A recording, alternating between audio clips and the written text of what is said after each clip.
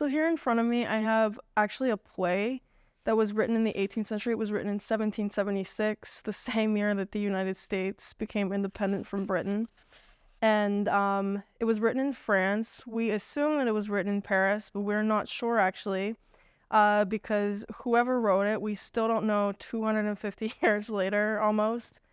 We still don't know who wrote it, but whoever did write it said that the play was published in Lunopolis, which means Moonopolis. So we just have no idea. We don't have much information on this play. So it is in one act, and it is in verse. And it is called Le Mariage de la Lune, which is the marriage of the moon. It is classified as a comédie. And if we look at the book here, I'm going to flip to the Distribution des rôles, which is the page here that details les personnages, the characters. And here we have, underneath of the character list, we have la lune, we have the moon. So we literally have the moon dancing on the stage here.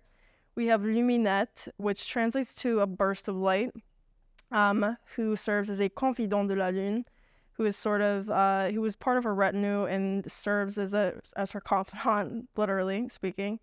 We have rayonné, who is a feu follet. This one's a bit interesting. He is technically a will of the wisp, which is, in scientific terms, it is a reaction that's created in swamps at night. We can only see it at night. And it's when swamp gas glows green, so it's kind of an interesting phenomenon. We have the planet Mercury, we have Mercure, we have Fantasque, who is a comet here, and then we have the planet Mars, Mars en français. We see little interesting illustrations here in the playbill here. This is actually a collection of playbills from several different plays, so we do see Le Mariage de la Lune here.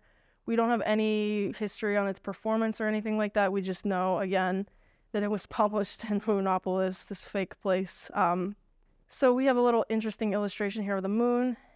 And just to flip through this to show you what it looks like. It is quite short for a play at this time. And essentially the plot treats the moon as a spinster.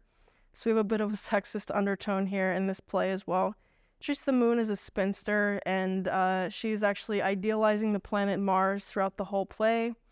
And we have all of the little servants, Fantasque, the comet, Rayonné, and Luminette kind of scheming in the background in order for her to have an audience with the planet Mars.